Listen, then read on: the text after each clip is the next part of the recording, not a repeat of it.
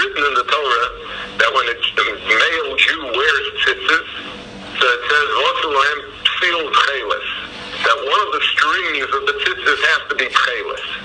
Techeles was a special color, and the strings of the tzitzis are 4 main strings, which are folded in half, so it becomes 8 strings.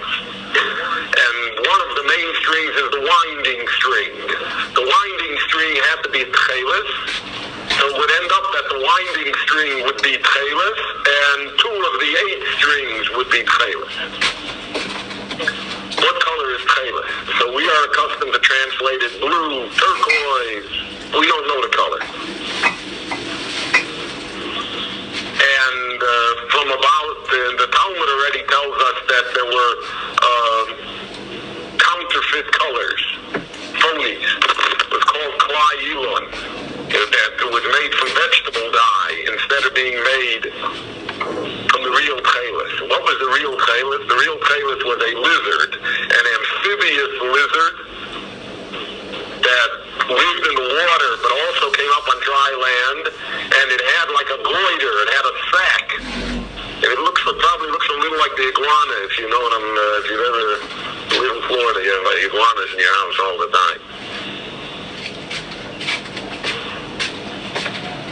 Florida, you don't have cockroaches, they are palmettos. And here,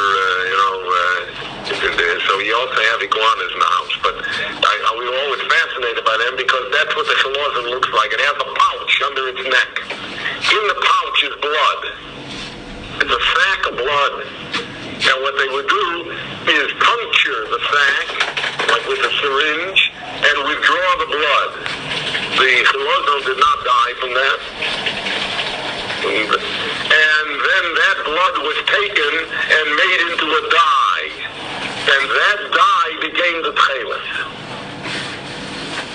Now, from about the 4th or 5th century on, we don't have techeles anymore.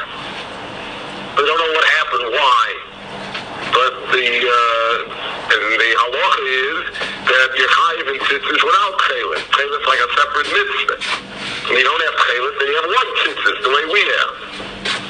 But techeles is certainly a mitzvah. He was a genius. He went to the library, he knew many languages, he read up on every possible type of amphibious lizard that existed to get an idea which was the legendary techeles from the Talmud. And then he went to Italy, not as a rebbe. He took off his rabbeish garments, and he went to the famous libraries and fish experts in Italy, etc. And off the coast of Venice, in the Adriatic Sea, he found a lizard which, in his opinion, was the techeles. And after many years of experimentation and many visits to Italy, he developed the dye. And he dyed tzitzis, and he said that these tzitzis were the techeles.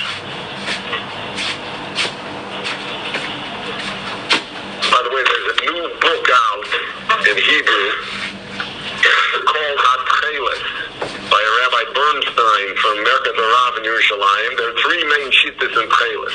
One is the Radziner Rebbe that we're talking about, Reb Gershon Henoch Leiner. Rabbi Herzog, whom we discussed, wrote a famous doctoral thesis on the Techelet in English, in which he also came up with a amphibious creature that he claimed is the origin of the techeles. And there's a 3rd opinion as to what the techeles is. And all 3 opinions can be followed today. If you want to have techeles, you can have techeles. We have, in our family, we have a letter from Reb Gershon Henoch Leiner to my wife's grandfather, who was the Rav of Ashki in Lithuania, saying that for 50 kopekas, he'll send them a set of tzitzis techeles. And the techeles was adopted, as you can well imagine, it was adopted by his own chassidim. It became the hallmark of Radziner chassidim to have techeles. It was also adopted by the Breslover Chassidim. as techeles. And those two chassidim, if you'll see on their kalesim today, you'll see that they have techeles. And the techeles, according to the Gershon Liner, is a royal blue. Not purple, and it's not turquoise, but the royal blue. And it's made from the dye taken from the blood of this creature. All the other Gedolim in Europe opposed him on this, with the exception of the Maharsham, of Shlomo Mordechai Shvadron, who was the Berzhaner Rov, who was one of the most famous poskim of his time. The Berzhaner Rov was one of the most famous poskim of his time, and he agreed that that was the techeles. So on one side you had the Gershon Liner, and you had the Berzhaner Rov, and you had the Breslover Chassidim and the Radziner Chassidim. On the other side was everybody else. But I mean everybody else. So most of the Rabbonim said, listen, we can't get involved in this. It's beyond our ken to know what it is. And we can't say that it's techeles, and therefore we're going to stay the way we have the tzitzis now.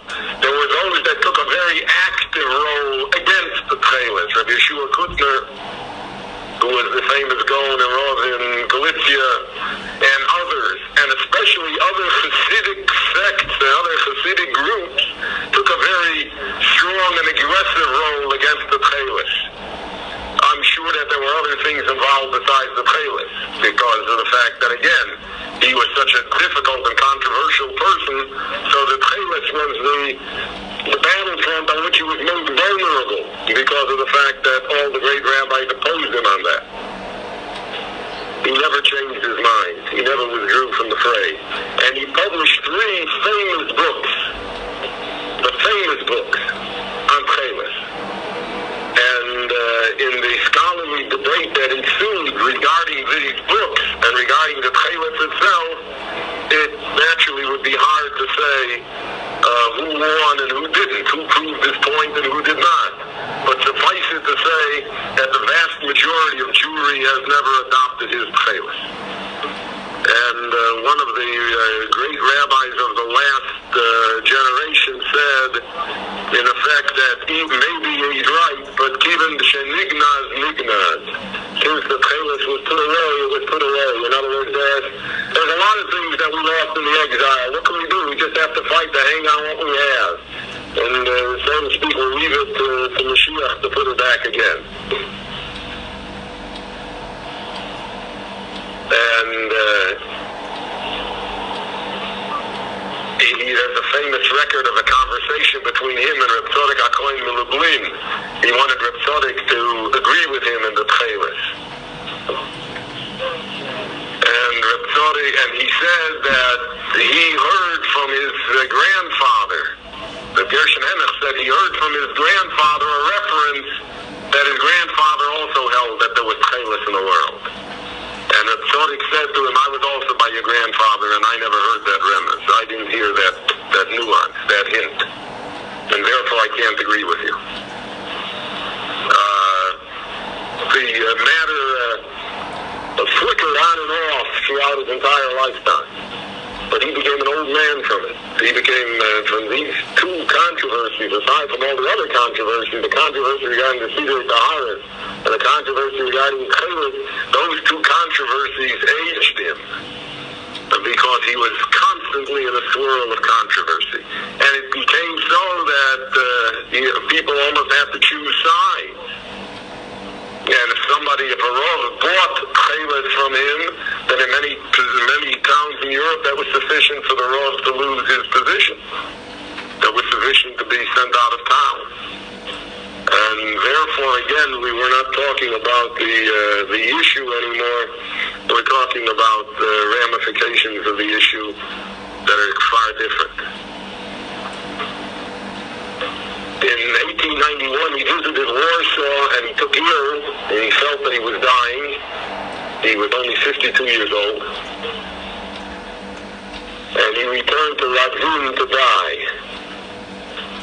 When he died, he had one son, again, only one son, and his son was Mordechai Yosef Eliezer, and he also was not like his father. He was like his grandfather. He was calm, quiet, tranquil. So you have here in the Rajula Chassidus, you have 4 generations. Every generation is the opposite of the one that was first. Rav Chayesha, the first Rav Chayesha was turbulent, then Rav Yaakov was calm, and then the Gershon Henech, whom I've spoken about here tonight, he was, again, fiery petrol, and then you had his son, Rav Chayesha, who again was calm.